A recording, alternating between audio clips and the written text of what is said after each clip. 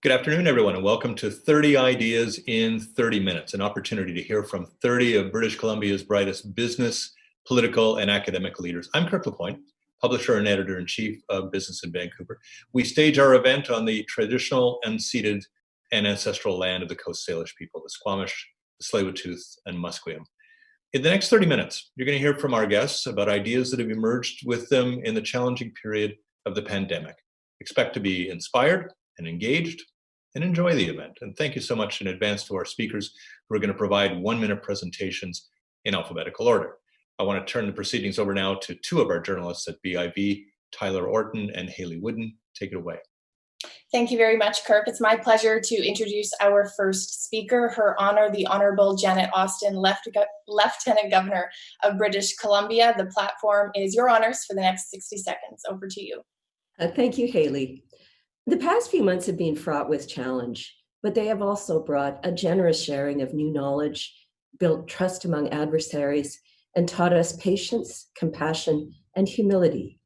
We've seen a renewal of our commitment to the Canadian values of diversity and inclusion, tempered by a recognition that the equal society we aspire to is not a reality for many, and that we have work to do. We better understand our mutual interdependence, the importance of acting collectively to address our challenges of economy, climate, and society. We've been given a gift, and that is the chance to look at our world with fresh eyes, to reassess our priorities. There is a new openness to big changes and new ideas based not in old ideologies, but in evidence and new knowledge, and grounded in a values-based commitment to shared prosperity. We have a chance to make our world better for all of us. Let's not screw it up. Thank you, Your Honor. I'd like to next welcome Fei Arjumandi. She is the founder and CEO of Mimic Technology. Thank you, Taylor. Good afternoon, and thanks for the opportunity to share some insights with you. One essential solution to combat COVID-19 is contact tracing.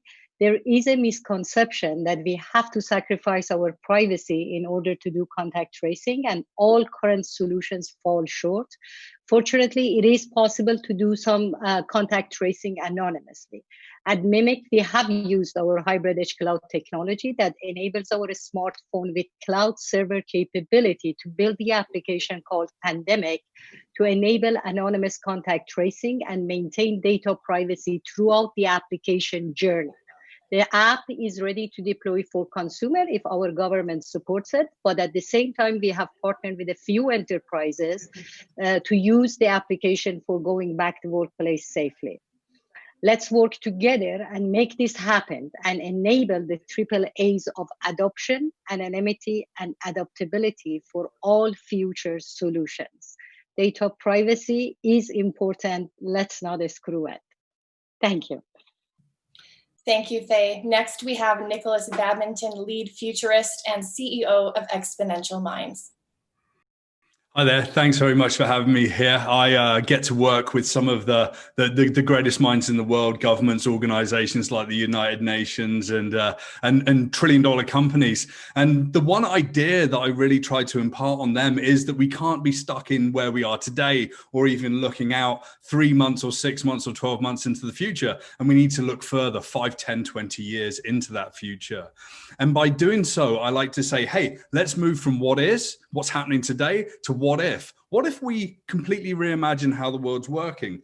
What if we redesign the failed industrial complex? What if we redistribute wealth? What if we think about interstellar travel? What if we think about a new world where everyone has equity and a place and an ability to make changes and to be heard? And this is a really powerful idea. Now, some clients take this back into their organizations, and a lot of naysayers, they say, yeah, but we can't just say what if. It's too pie in the sky. It's too blue sky. The ideas are too wild. And I just say to my clients, just turn around and say, hey, what if? What if we think bigger? What if we take more chances? And what if we're more creative with how we think about the future? Thank you, Nick. Next up is Shaquille O'Brien. She is the founder of Boundless Potential. Thank you very much for having me here today. My topic is about leadership maturity, and it kind of follows on from last speaker, which talks about leadership maturity. 85% of the jobs that will exist in 2030 haven't even been invented yet. Organizations that prepare leaders and their employees to respond with a new organizational mindset will thrive. The future of personal development is about transforming how we think and behave. This shift in mindset is about becoming more adaptable, self-aware, and collaborative. It's about leaders expanding their boundaries and engaging authentically through new habits and new ways of thinking. A leader's personal development and their work needs to be regarded as an inseparable process. In other words, leadership maturity is about becoming an interdependent thinker. Leaders that can learn and shift in the moment as they deal with ambiguity, see patterns amongst the disruption, and hold multiple stakeholder perspectives, often contradictory, will thrive. Thank you. Thank you, Shaquille. Next, we have Mario Canseco, President of Research Co. Thank you, Haley. Thank you, everybody. It's been an interesting time for people who practice sociology like myself, because with everybody staying at home and not going out too often, the response rates for surveys have been astonishingly high. One of the things that we've learned over the past few months is how difficult it has been for many Canadians to be away from family, to not be able to travel, and to not be able to do the things that they used to do.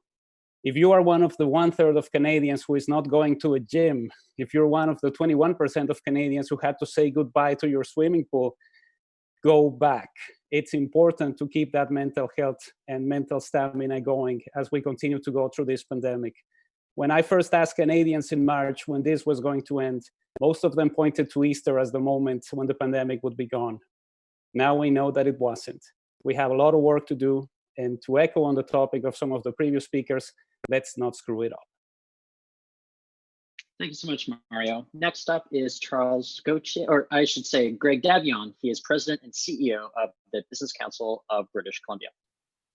Prior to COVID, we went to the store and the things we needed were there. We gave little thought to where vaccines and PPE were made, let alone iPhones, plexiglass, or toilet paper, or the carbon intensity needed to make them. We took for granted global manufacturing and supply chains that made this happen, and we assumed that all the inputs were carbon equal.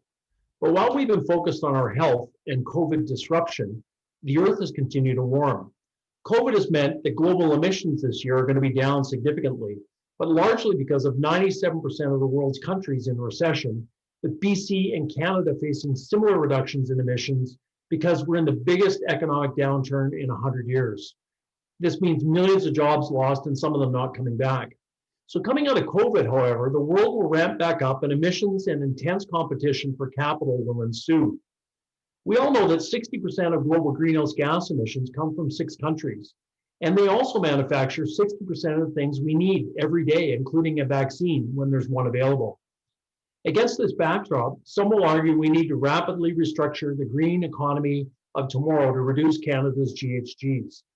But proponents won't tell you that this is going to take decades because it's very costly to replace the infrastructure we rely on, and we lack the commercially viable technology that's going to hold the promise for a low carbon future that is reliable.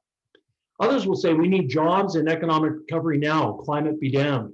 But not reducing global emissions today will mean higher costs and more impacts tomorrow, impacting jobs, capital, and our kids' future. But there is a third way, not something that we're accustomed to talking about. It's about BC's low carbon advantage. We know BC export sectors pay the highest wages in the province. They use cutting edge technology and provide the ingredients for making the things we buy, like electric vehicles. And on average, we know that energy and natural resources from BC are half the climate causing GHG intensity of competing nations. It's things like LNG and forest products, steelmaking coal, and copper. Yet our tax and policy structures over time in BC make us 11 to 87% less competitive than our competing jurisdictions globally. So in the competitive world that's coming out of COVID, BC is a high cost jurisdiction. It means the last place that people want to invest in new projects or technology to reduce emissions, and the first place that loses a shift of a high wage job. Instead, those opportunities go to other jurisdictions that ironically have higher emissions that cause and accelerate climate change. So BC loses the jobs, the economic opportunity, and we all watch climate change accelerate. So our low carbon advantage plan that the Business Council put out enables us to actually advance our economy while reducing and have an outsized impact on reducing climate change. It can be found at lowcarbonadvantagebc.ca. It focuses on 6 areas that we've got control of to be more competitive, more innovative, and lead in ways that enable BC and Canada to play that outsized role as the low carbon supplier of choice, creating new clean technology, new firms, new infrastructure, and high paying jobs like ports of the future, the ability to have a global innovation center for methane capture and carbon sequestration, the ability to be a global leader in carbon offsets, creating the offsets, verifying the offsets, and selling them to the world as companies and governments around the world seek a net zero emissions target by 2050. All of this is possible for BC, but we've got to be pointed and focused and collaborative in the same way we have to manage our health, to manage our economic prosperity and global climate change on behalf of British Columbians in the world. Thanks. Okay, our next speaker is Sav Dhaliwal, board chair at Metro Vancouver and a councillor with the City of Burnaby. Over to you. Well, thank you for inviting me. Metro Vancouver is a region that's recognized as one of the most livable in the world. We believe that's because of our model of regional collaboration and our commitment to sustainability. However, the pandemic has very clearly exposed the social inequities that threaten the livability of our region. So we must seize the opportunities that exist to build back better, focus on job creation through investment and critical infrastructure while reducing inequities and saving the environment. Metro's current capital plan includes investments in critical infrastructure in excess of $6 billion over the next 5 years. We need the province and the Government of Canada to partner with us through co-investment and collaborations. These investment-worthy, ready-to-go projects will create tens of thousands of regional jobs, benefit local businesses, reduce hundreds of thousands of tons of GHGs annually. Thank you. Thank you much, Sav. I was excited to get to him just a moment ago. I'll go through to Charles Gauche now. He's president and CEO of Downtown Vancouver Business Improvement Association. Thank you, Tyler. What I've experienced during the pandemic is that technology has greatly assisted us in staying connected and for many of us employed. However, we are at risk of losing so much by remaining socially isolated. Working exclusively from home is threatening the very fabric of BC's largest employment center, notably downtown's rich and diverse restaurant, retail, and hospitality sectors, the very amenities that make downtown the preferred address to situate a business, as well as recruit and retain talent. My idea is that downtown employees work together to develop and implement a safe and thoughtful plan to phase the return of a larger percentage of the respective employees back to the office this fall. There is a path to follow. Restaurants, bars, and personal services have reopened safely. Commercial building owners have been ready for months to welcome office tenants back. With children going back to school in a few weeks and TransLink making it mandatory for its riders to wear a face mask, the time is right to do this. Let's respect COVID-19, not fear it. Thank you very much, Charles. Next, we have David Jens, founder, president, chairman, and CEO of Merchant Growth. Hello. Yeah, thanks so much for having me. Appreciate you guys bringing everyone together like this. Throughout this pandemic, I've really learned how resilient we are by actively communicating and working together. We can solve huge problems such as dealing with this pandemic. The company I founded is called Merchant Growth, and we finance small businesses. Everyone knows that small businesses have had a really tough go during this pandemic. From our vantage point in April, things looked really scary. It looked like a lot of businesses were going to fail. We were in sort of the shock phase of it all. But then I saw something quite incredible happen. Industry sectors worked with local and federal governments. Programs were put in place. Business owners innovated and shared best practices on how to serve customers during the pandemic. And in the next few months in our business as a finance provider to small businesses, we saw an incredible stabilization. There were news articles early on predicting a very high percentage of small businesses failing. And it seems like we're avoiding, fortunately, those worst case scenarios through hard work, cooperation, and ingenuity. Watching all of this unfold has given me actually a sense of confidence in humanity. What makes us human is our ability to collaborate and solve big problems as we're doing today. Thanks for having me. Thank you so much, David. Next up is Prem Gill. She's CEO of Creative BC. Thank you, Tyler. Like others, I can't disagree that a lot has changed and some things have not. What has been remarkable is the speed of sectors, specifically the creative industries, to adapt and pivot to new models and structures. In terms of leadership, however, I believe honesty has never been more important. So when I say some things have not changed, my honest hope is that they will. What I'm talking about is the social justice movements and anti-racist conversations that have been elevated.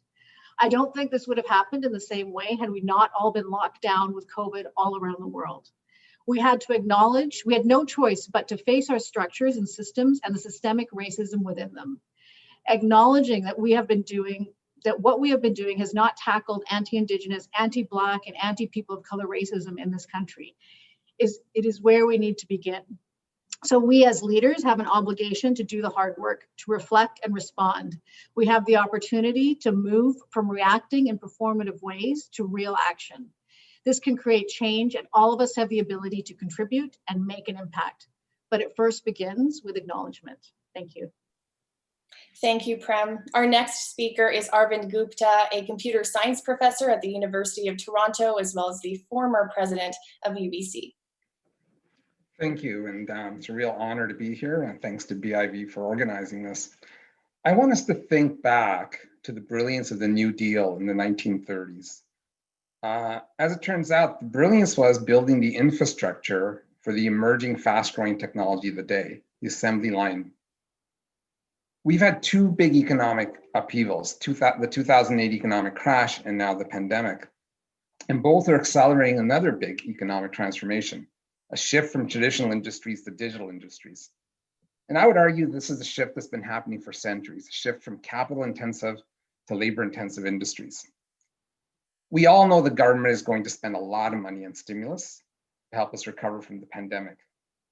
The question is, can we be as visionary about this spending as the New Deal? Can we build the infrastructure to support knowledge industries? That infrastructure is about people. It's about our ability to rapidly reskill and redeploy people into the sectors that are trying to grow. And that also means it's about all of us. It's about believing Canadians that we can build these new industries. I also think we should be cognizant of how difficult it is going to be for government to make these kinds of investments. It's always more attractive to prop up declining industries because that's where most people work. But if we can get this right, I think Canada will come out in fighting form in the post-pandemic world. Thank you. Thank you, Arvind. Next up is Catherine Hayashi. She is President and CEO of Triumph Innovations. Hi there. COVID showed me how incredibly quickly Canada can pull together and mobilize to help in a crisis.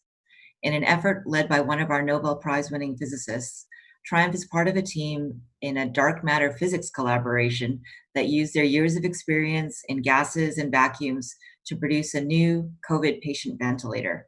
Triumph and 3 similar national labs in Italy and the United States came together and brought their existing teams of designers, engineers, machinists, quality experts, coders, project managers to develop and test a new ventilator in 4 months compared to a normal timeline of about 2 years. The Government of Canada worked with us, chose our project as one of 4 projects to support with an order of 10,000 units. With this purchase order in hand, we secured parts, very scarce parts, from global manufacturers and were able to keep ahead of the US and other countries in the ventilator race. In a crisis, we can call upon our national labs to step up and work together and bring their brilliant minds and deep capabilities when they are needed the most. Thanks. Thanks, Catherine. Anita Huberman is the President and CEO of the Surrey Board of Trade. Anita, over to you. What the Surrey Board of Trade has learned through the pandemic is that success is a journey, not a destination. We need to listen to our customers more closely than ever before and adapt in real time to their rapidly evolving needs. Businesses and organizations will adapt and need to adapt to digital across their operations and transform for survival and resilience. But we must find different ways to build emotional connections with our customers by phone or through physical distancing meetings to make that connection. And what I've learned is that customers want to do business with you when your values are articulate and implemented with a purpose other than profit. Reimagine your business, ladies and gentlemen. Have an innovation hub or lab for your business and be free to test new ways of doing things. Risk can't be spoken about unless you think about opportunities. Thank you. Thank you so much, Anita. Next up is Paul Lorock. He is President and CEO of Arts Umbrella. Thank you. I have been reminded during these past 6 months of the critically important role that art plays in our society. Throughout the arts and culture sector, we are being challenged like never before, but the indomitable artistic spirit continues to push forward and innovate in ways that inspire and move me. At Arts Umbrella during the lockdown, our team found a way to bring creativity and inspiration to vulnerable children by delivering hundreds of art kits filled with high quality supplies and at-home project ideas. Our dance students created a series of films that brought their individual performances in their living rooms and backyards into a single choreographic production, and we presented it in a safe outdoor public screening. And this fall, we will be leasing an entire floor of a covered parking garage to deliver musical theater classes that will provide the space and open air to be safe. Art persists through great challenges, and I feel privileged to be a part of this. Thank you. Thank you very much, Paul. Next, we have Greg Malpass, founder and CEO of Traction On Demand. Hello, thank you so much for hosting this event. I would say I'll just start with, just because it made sense doesn't mean it makes sense. You know, throughout this pandemic, I think all of us hopefully would agree that our role as leaders is fundamentally shifted. Our employees look to us as their representatives, and questions that we were never at the beginning of understanding or being ready or prepared to answer were being asked. I, as a CEO, has been asked to be, a spokesperson for our position around Black Lives Matter and the injustice. And to be perfectly honest, I was going through the exact same experience as my employees, realizing that much of what we've done hadn't really been thought through properly. So I think coming through this, there's a new role of a CEO. I think that we picked up a responsibility that we should all be very proud of and very excited about. It's also terrifying. I think we've all been given the permission to change and to change things and structures that are just incorrect, and be proactive around undoing them. I think our people, the resilience of our people has really shown through. Their openness to change, and maybe we made some false assumptions around how much change the human spirit can truly endure. I think out of this, the way we organize ourselves from a traction perspective, location-wise, is going to fundamentally change. Our offices are going to go to where our people are, not to central hubs. When it comes to our intentions as an organization, we're going to very, very clearly state how we're going to play a fundamental measured role in playing a positive change, playing towards positive change in the world. We're going to express our B Corp values. We've been a B Corp for many years, and continue to really grow greater trust with our teams to hopefully continue to earn a role as being a representative of them as a whole. Thank you so much, Greg. Next up is Lori Mathis, and she is President and CEO of Chartered Professional Accountants of British Columbia. Thank you for having me. The phrase "trust but verify" was famously used by Ronald Reagan. Throughout the pandemic, we have seen impressive and effective demonstrations of trust in our public health officials, and trust in our workforces as we have trusted our employees to work very successfully remotely. Now, as we consider how to lead going forward, we need to continue to trust and to build trust, but we also need to incorporate appropriate verifications to prove to ourselves and to our employees that trust is well placed. The act of verifying not only helps to build trust for the employee, but the knowledge that trust but verify is being applied will assure employees that employers are looking for substance and that employees who perform will be treated fairly. Trust but verify does not show a lack of confidence. Rather, it is a very important leadership tool that will only serve to further foster trust. Thank you, Lori. Next, we have Mark Masong, the co-founder and CEO of Urban Logic. Hi, everyone. At Urban Logic, we develop data analytics and artificial intelligence to support government planning. Our big lesson has been the nature of inertia in how society organizes itself. The world likes to talk about the benefits of innovation, but when it comes to our governments, we often demand perfection and punish mistakes. You can't have it both ways. Risk and failure are the price of innovation and improvement. Decade after decade after decade, public servants are groomed in a culture of fear of not following the same process, that if they try something new and it doesn't work, it will lead to a public scandal. COVID introduced a crisis mode of governing where status quo processes just could not work, and governments responded with creativity and innovation. Public servants are the same people they've always been, but their environment has changed. The public has signaled that society has the patience for officials to try new things. As society returns to normal, one of the things we should hold on to is the spark of government in agility and innovation. Government is a force for good, and public servants have always had the ability to try creative new things. We just needed to give them permission with the understanding that innovation requires risk-taking. Thank you so much, Mark. Next up is Gordon McCauley. He is President and CEO of Admari Bio Innovations. Thank you.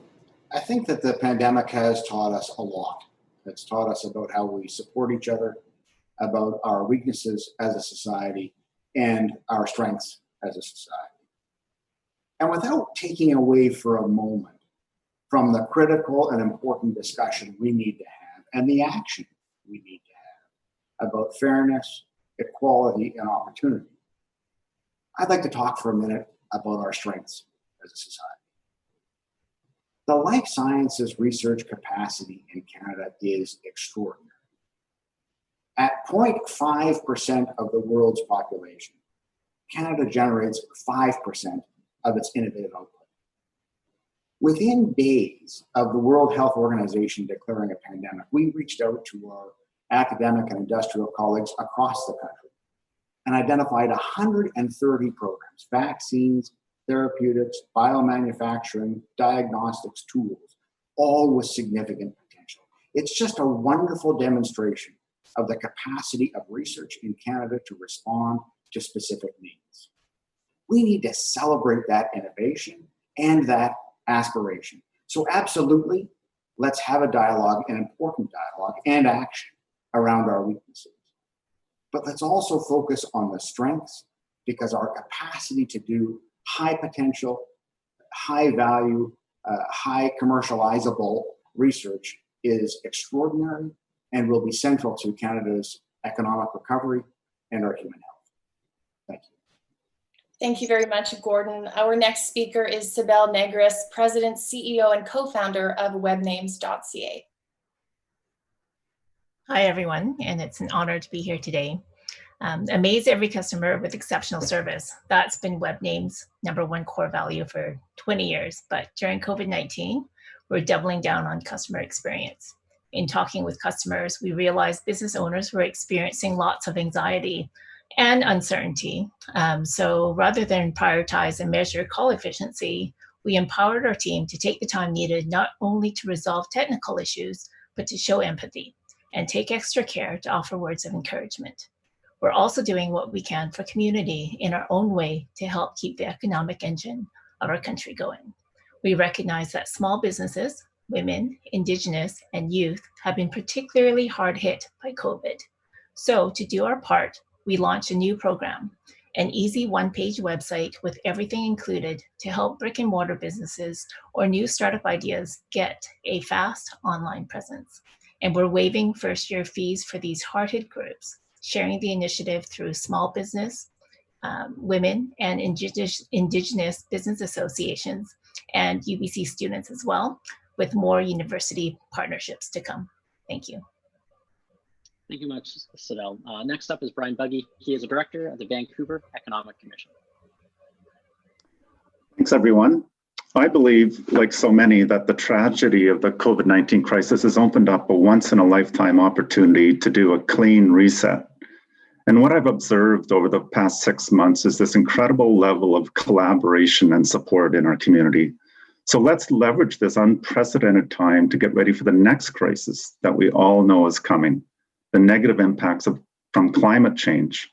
We can't afford to get complacent after the pandemic passes. Instead, we need to create a new plan, a clean reset, an economy that accounts for our planetary boundaries and creates shared prosperity that grows over time as a result of lowering our emissions by rapidly transitioning to a renewable energy and eliminating waste. So together, let's establish a world-class center of excellence on the low-carbon circular economy right here in Metro Vancouver. This is a center designed to help Vancouver-based organizations adapt to the new realities of climate change, as well as identify new economic and business opportunities to pursue.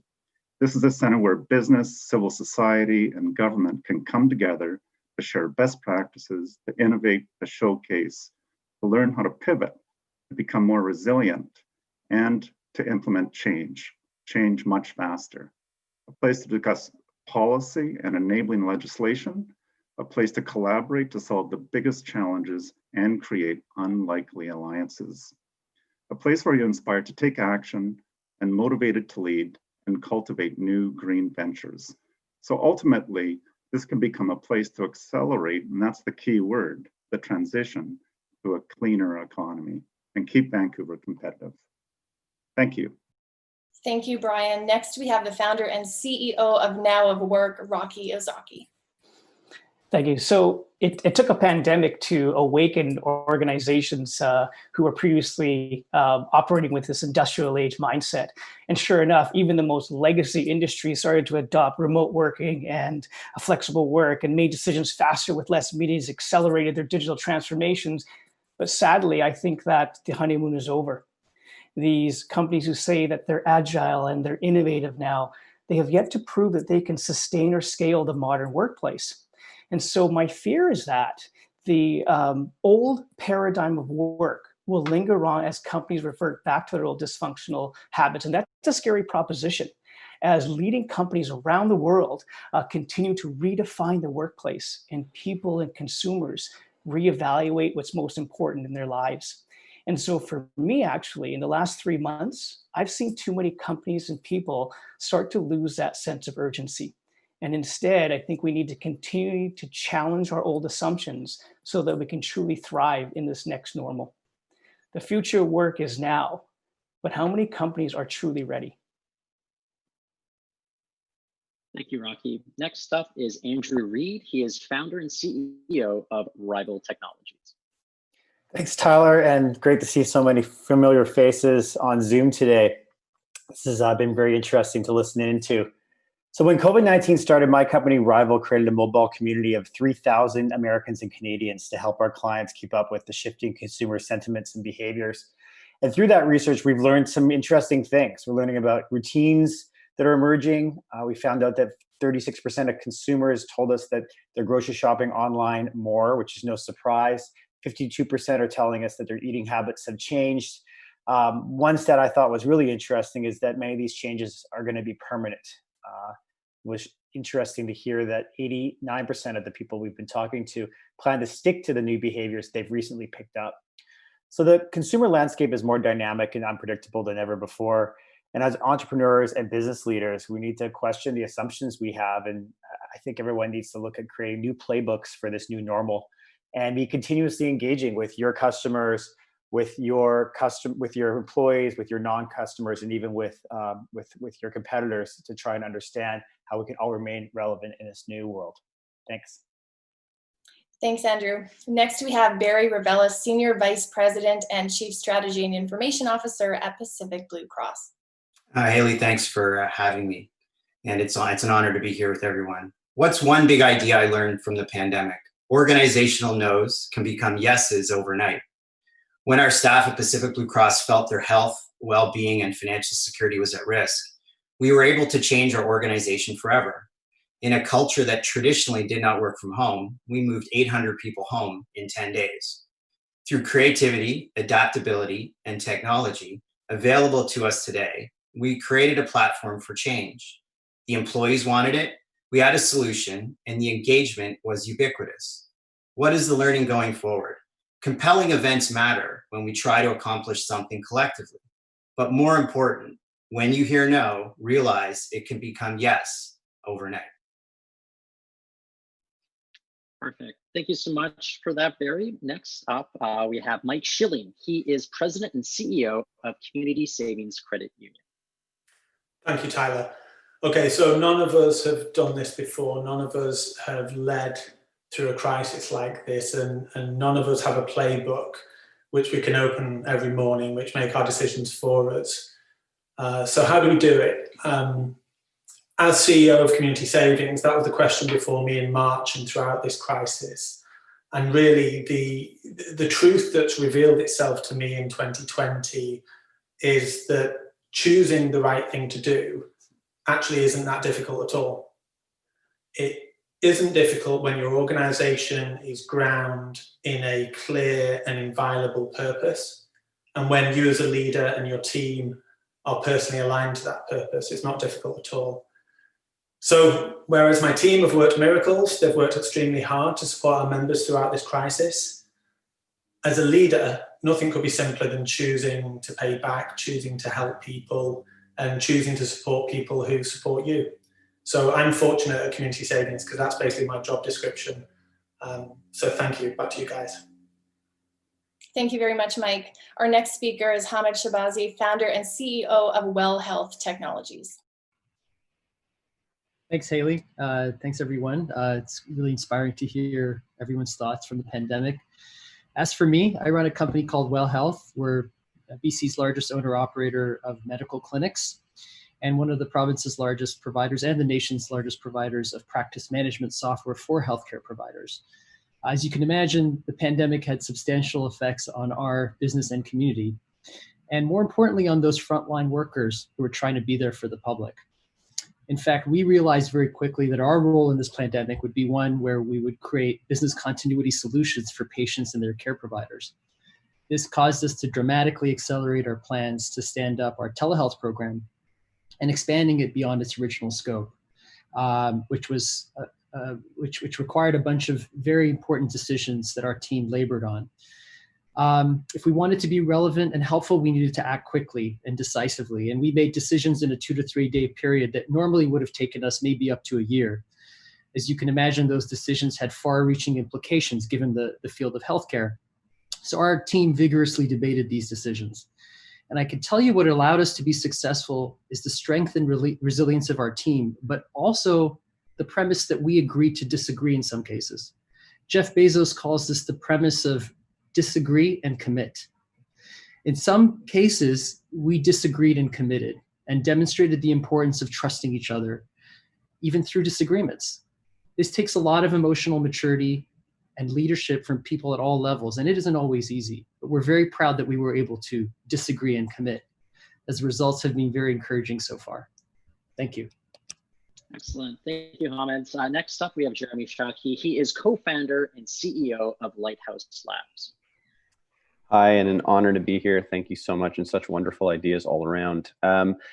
In our experience with COVID, kind of moving on, the growth in online learning has been substantial. And as individuals try to professionally grow and corporations pour investment into employee training, the signaling and credentials and even name brands, they're going online. There's been a real question in terms of quality of education and how people know. We can all list the skills we gain on our resume, and we can talk about the learning outcomes of what we could do with those skills, but we're really struggling to connect that to our actual work, the salary growth, the capabilities. And on the other side, companies are struggling with how to connect it to productivity and the impact on corporate ROI.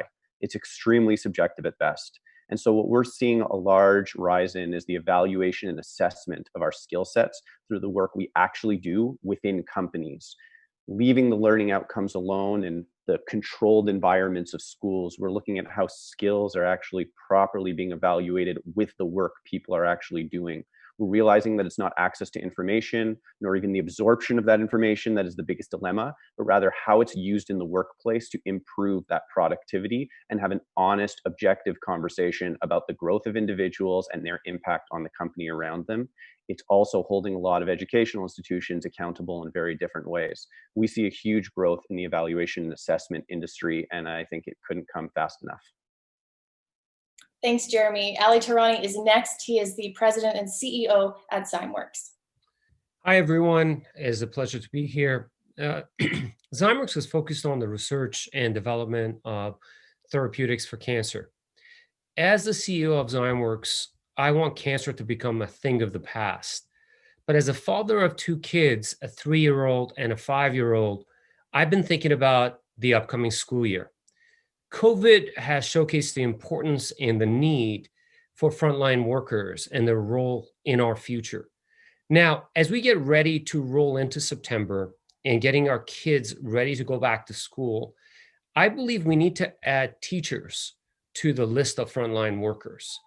Teachers shape the future through our kids, and I believe their compensation should reflect their role and importance in our society and as frontline workers and as a staple for everything that becomes the future. I propose increasing their compensation by considering the following: lowering their employment tax burden, lowering the amount they need to pay into CPP and EI, but retaining maximum benefit. Perhaps thinking about lowering their home, car, transit tax burdens, maybe forgiving their student loans for new teachers. And of course, wherever something has to go up, something has to be used to offset. So maybe offset these by increasing tax on super luxury items, such as cars over $100,000 or homes over $5 million, and increasing tax on sugar and tobacco. I am certain you will all agree with me that teachers are a lot more important than tobacco, sugary drinks, or super expensive luxury items. Now, I also propose that after a 3-year period, we use the same template or the same mechanism to perhaps roll the same thing for nurses and other frontline workers. We've celebrated them. We've showed them a lot of love. Now let's really look at their compensation and improve their lives as well. Thank you. Excellent. Thank you, Ali. Next up, we have Ray Walia. He is co-founder and CEO of Launch Academy. Hi, everyone. Back in March, when the realities of COVID really started to sink in, we realized that we need to prioritize not only the health of our teams, but the mental wellness of them as well. But it also became very apparent that COVID affects everybody differently and their families differently. And so I, as a leader, was struggling to figure out how can I help my team. But one thing came very evident, that what I could give them is time. And so with one of my companies, what we've been doing since May is experimenting with a 4-day work week. Now, a 4-day work week isn't a solution for everybody. It's not realistic for some companies. But for now, as our company is working from home, it has become a very welcome solution for our team to give them extra time to deal with just mental stress, but also the other aspects of COVID, working with their parents and helping them out, or volunteering in different areas. And it's really become a welcome solution. Now, what that looks like once we get back into the office, we don't know. But for now, in the time being, it has been a very positive solution for us during this pandemic. Thanks, Ray. Next, we have Denise Williams, CEO of the First Nations Technology Council. Thanks, Haley. And so nice to see so many friends here virtually on Zoom. Quick fact about Zoom technology shares are currently sitting somewhere around $282.28. And this is roughly 79% higher than just 1 year ago. It's expected that stock in tech companies that keep us connected and business moving through these uncertain times will surge, turn over 7 to 10 times their profitability over the next 5 years. There's no question why. The integration of connected technologies rapidly expanding with billions, if not trillions of dollars spilling into this market. You're about to experience a plethora of tools and integrations built to help you stay healthy and happy and safe and connected through a socially distanced world. Here's the problem. In Canada, we have not yet moved on universal access to the internet. This market-driven model in the telecommunication space has resulted in 75% of First Nations communities in BC priced out. So while the rest of the world grabs at every new tech tool possible and shares skyrocket, our kids can't go to school, healthcare is compromised, economic development and growth have been slowed, mental health cases, overdose, and domestic violence rates have risen, with a majority of our people unable to access services because this requires internet and mobile connection. I want to see a country committed to equality of access and no more social distancing from the topic of Indigenous people and our lack of access to basic service of internet connectivity. Thank you. Thank you so much, Denise. That was excellent. Next up, we have the Honourable Jody Wilson-Raybould. She is Member of Parliament for Vancouver Granville. Thank you. I was raised to seek balance, where everyone in a community has a role to play. Rooted in these teachings is the importance of our interconnectedness, our responsibility to one another and the natural world, our collective way of being, indeed our common humanity is being tested as we respond to COVID-19. We're in a learning moment. More than ever, I've been thinking about what it would be like to have a society where everyone is truly supported. There's a reason why some groups have been hit harder than others, the vulnerable and marginalized. And if we are able to do something about it during a pandemic, then why not permanently?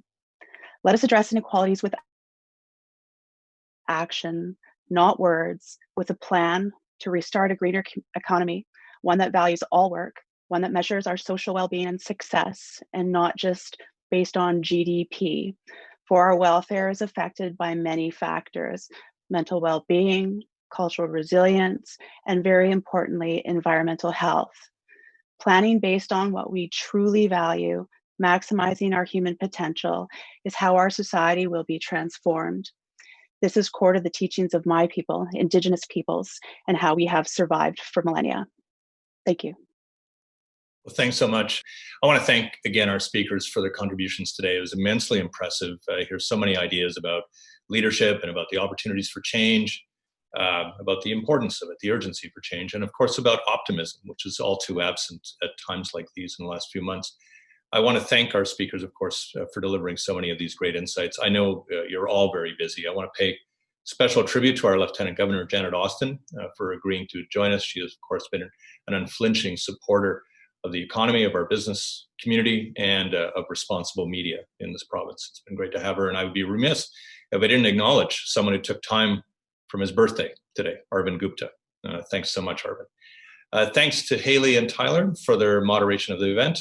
And to Albert Van Sandford for his technical organization of a very smooth event in complexity and all of this. I hope everyone at home has, in their places of work, have enjoyed the experience. The recording of the event is, of course, going to be available at BIV.com shortly, and we'll be sending around clips of the presentations via social media in the days ahead. Please let us know what you thought of the event, what you might like to see from us, and join us again when we next stage a session of insights. I'm Kirk LaPointe, publisher and editor-in-chief of Business in Vancouver.